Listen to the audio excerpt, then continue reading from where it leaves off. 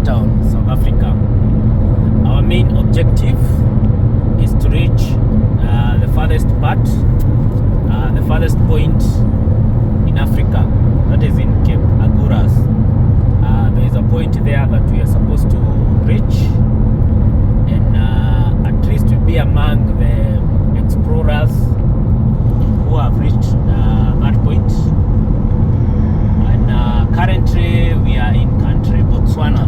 We entered Botswana yesterday. We're in country Botswana, and this trip is beginning from starting from Francistown in Botswana. That is our kilometer 0 for today, and we are purposing to spend the night in Gaborone. Gaborone, there is a way it's pronounced, not the way we Kenyans we pronounce it. You know, in Kenya there is a street in Nairobi called Gaborone Street. I don't know if it's Gaborone Street or Gaborone Lane, but here I think it's pronounced as Gaborone, something like that. If I pronounce it wrong, you can correct me. So locals here, don't butcher me for that. Again, today is going to be a short day. It's going to be a short day. We call it a short leg. A short leg simply means there is no border crossing, and the distance we are covering is below 500. Today we are covering around 480 kilometers around there.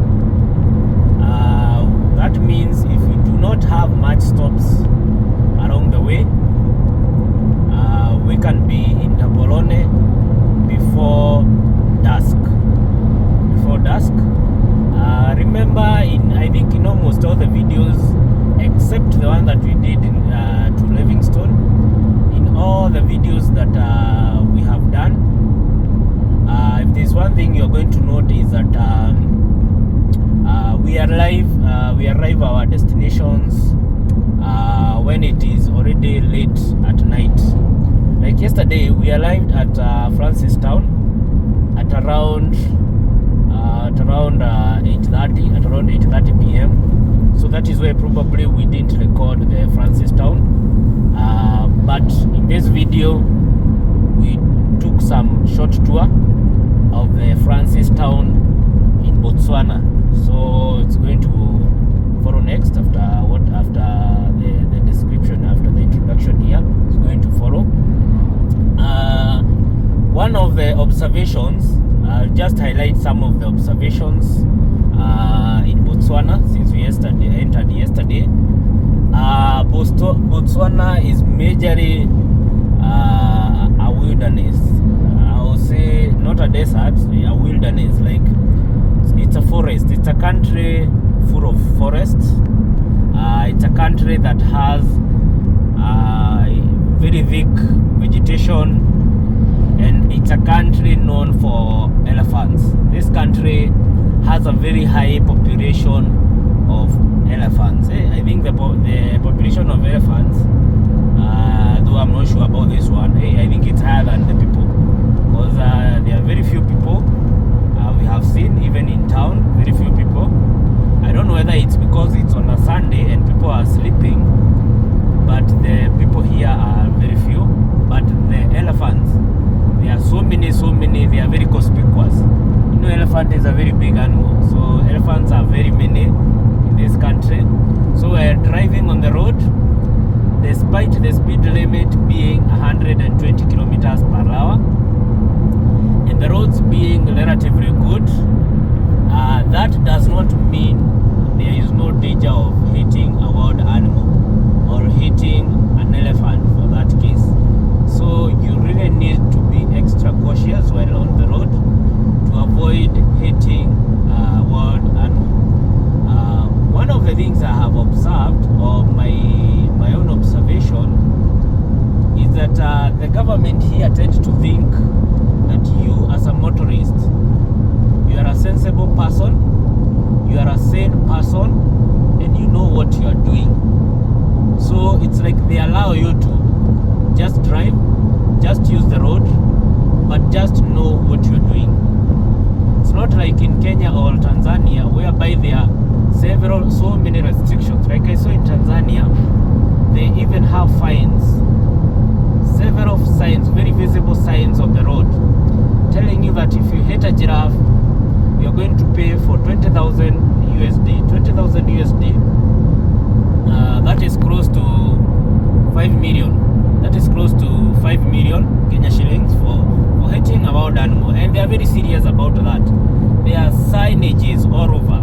There are bumps all over. So it's like, I don't want to say they give animals the first priority, and here they don't. I don't want to make that assumption. But my assumption is in Botswana, they consider you as the supreme being as compared to the wild animals, and as a human being that can make the right decisions when dealing with the wild animals.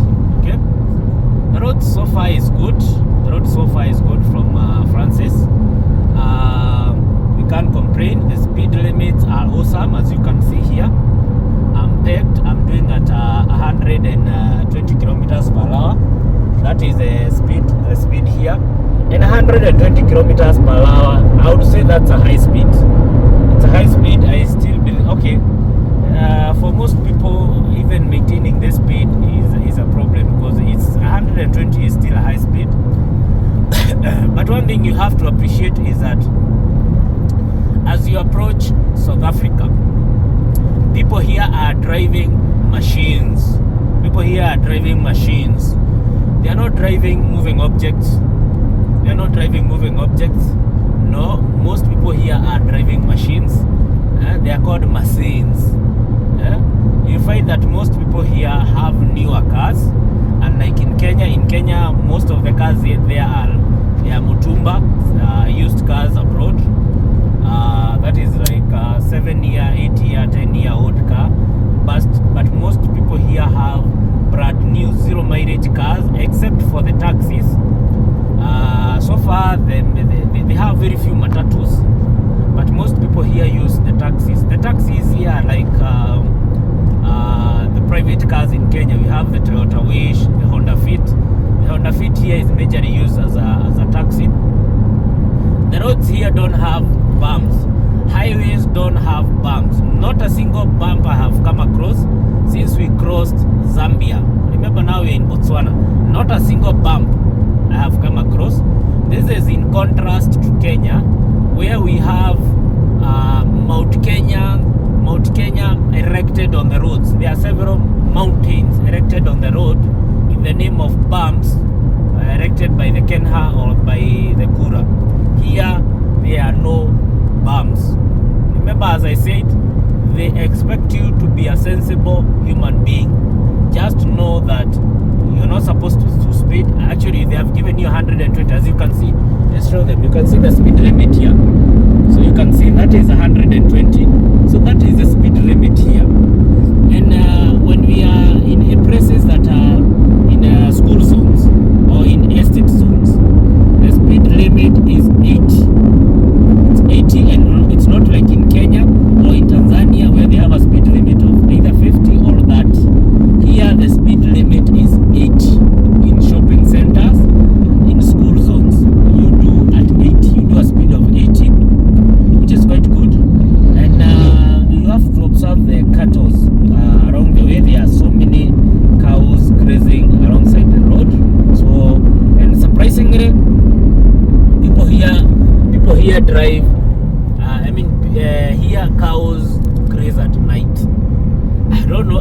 It's the first time I have seen cows grazing at night around the road. Here cows graze at night.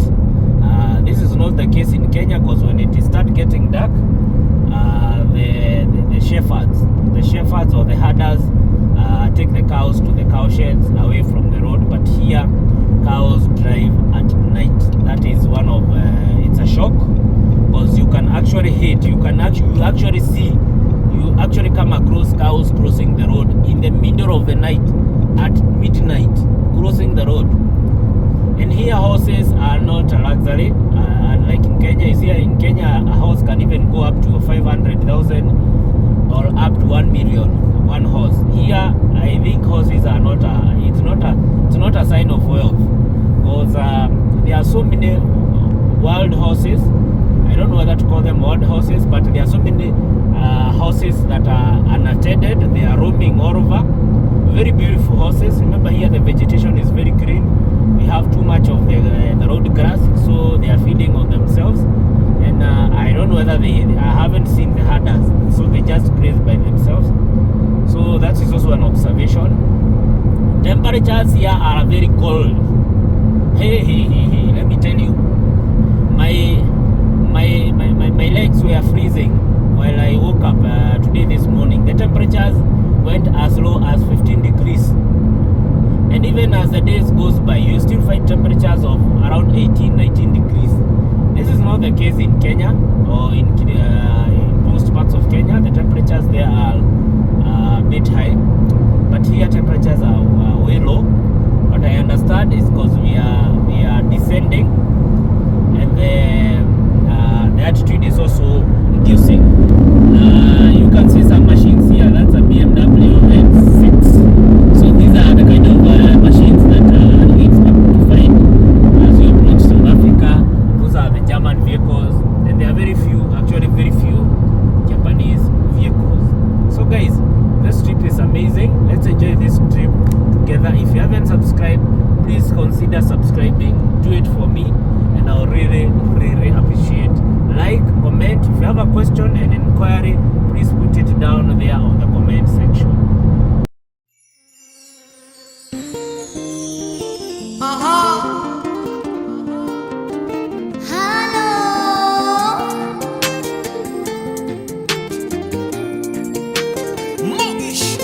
Sina budi la niulize, ukushua ama una guess?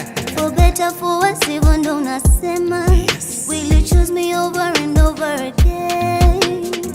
Ai mambo, mimi nishakuelewa. Tulia kwangu, I'm gonna take it from here. Nitakosa ndo upate, my baby. Tajinyima unenepe, my baby. Ukinikosea mimi ndo tasema pole, my baby. So now will you marry me, baby? Leo nimepatikana, nimepatikana. Nimetoka soko leo nimepatikana, nimepatikana. We mwanamke wewe, nimekupenda wewe. We mwanamke wewe, nimekuzimia wewe. We mwanaume wewe, nimekupenda wewe. We mwanaume wewe, nimekuzimia wewe.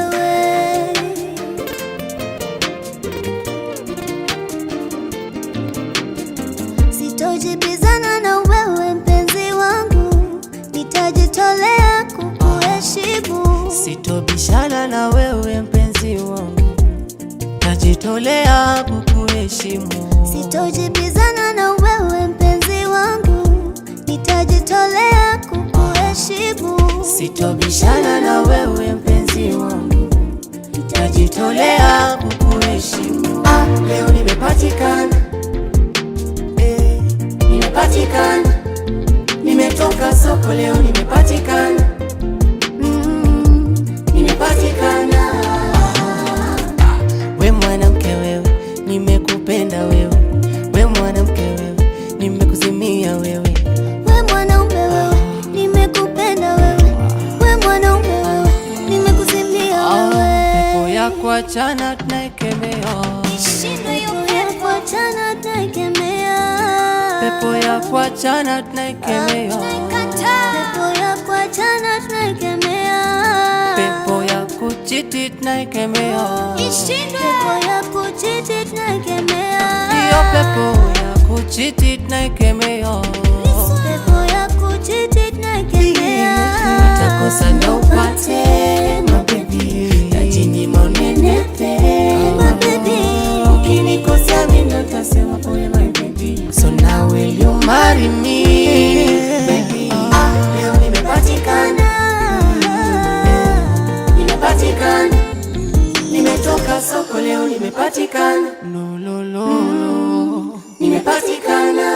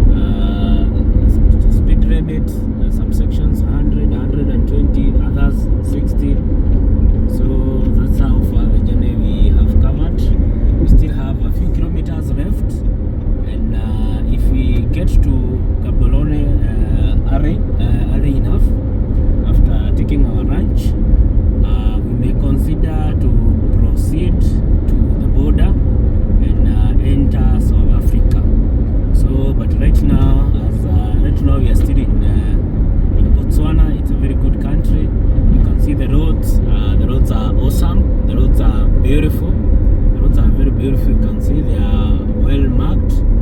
The roads are wide, very wide enough, and the vegetations that is at the sides of the road. The vegetation is awesome, and the speed is also awesome. I would say that you're not likely to be that much tired as compared to driving a car in a road that is full of speed limits, full of speed bumps. So the journey continues. If you haven't subscribed, please consider subscribing. If you haven't followed me on Facebook, on Paul Waihenya, please consider following me. If you haven't followed me on TikTok, on Instagram, follow me at Waihenya. Go search at Waihenya. The account with the most followers, that is definitely my official account. Leave those others, those are for imposters.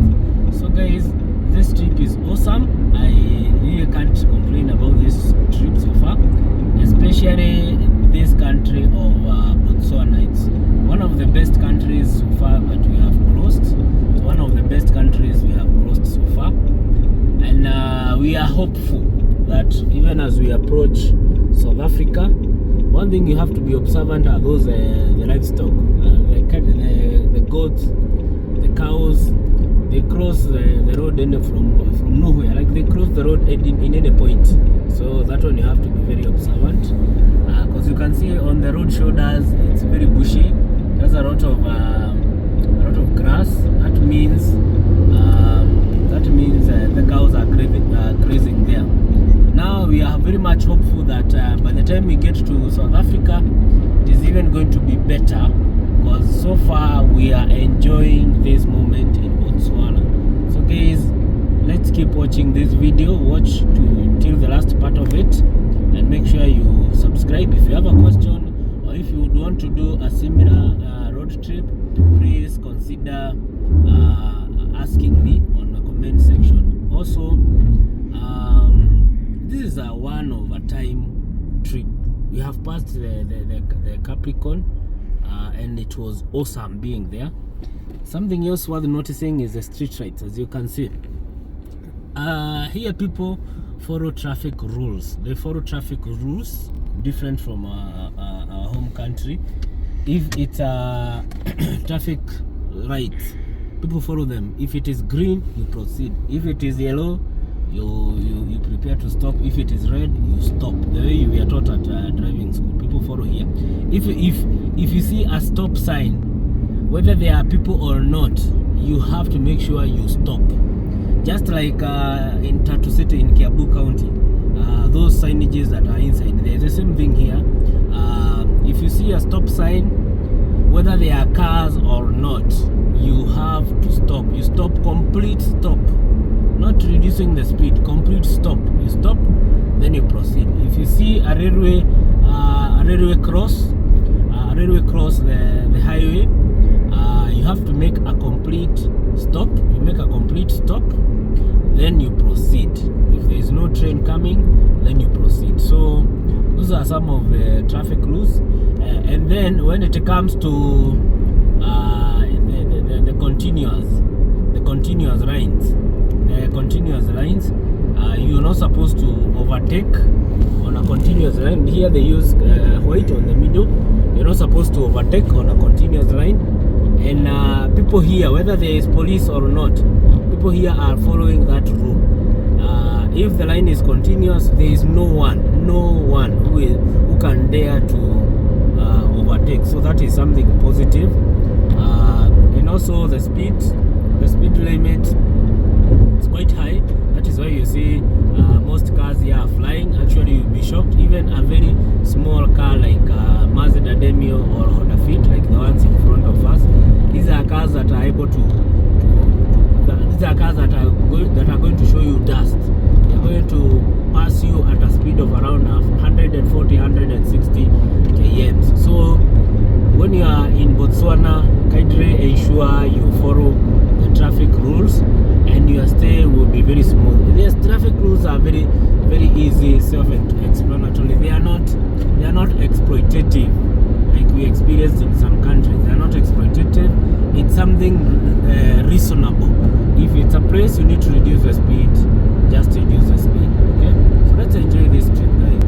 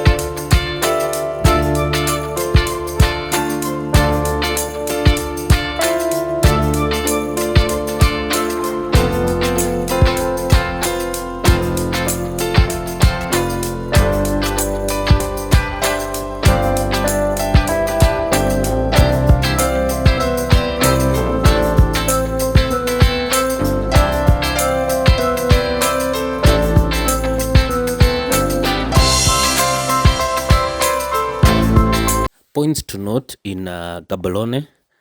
Gaborone is quite I don't want to say an empty town, because I would see a few cars here and there, but on the streets I could count people. Like, I could count literally 1, 2, 3, 4, 5, the number of people that I saw on the streets. This is not the case, especially if you're coming from East Africa, be Kenya or Tanzania or Uganda. The population is quite high. We are densely populated countries, especially in Kenya, whereby in the capital city of Kenya, which is Nairobi, there are over 5.8 million people, around 6 million people in just the capital city. And the whole of Botswana, the population is around 2.5 million.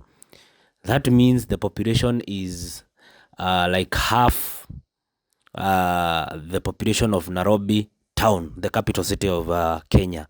And we still have some change of an extra of 1 million.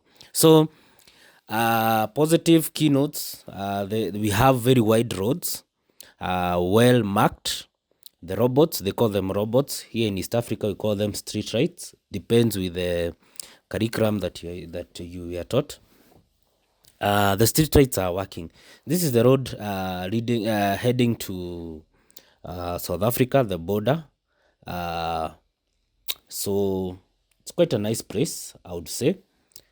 We decided to cross the border, by the way. It was around 4. Border crossing was very easy. We spent around 10 minutes there, and it was freezing cold. It was -9, and it was around 4 p.m. or 1600 hours, and it was -9. That was the coldest temperature I have ever experienced. It was very cold, and just imagine how cold it gets when it is winter. So guys, this has been one of the best videos that I have done so far. So please make sure you subscribe, make sure you comment, make sure you like, make sure you share. So guys, let's see you in the other side of Africa, South Africa. Remember, South Africa, it's in Africa, but it's in another level. It's in another class. So guys, stay tuned, sit down, relax, and wait for the next the next episode as we dive in the great country of South Africa. Okay guys, thank you, and thanks a lot for watching this video. Watching from episode 1, this is episode 7, episode 8, we are in South Africa. Thank you, and thank you once again.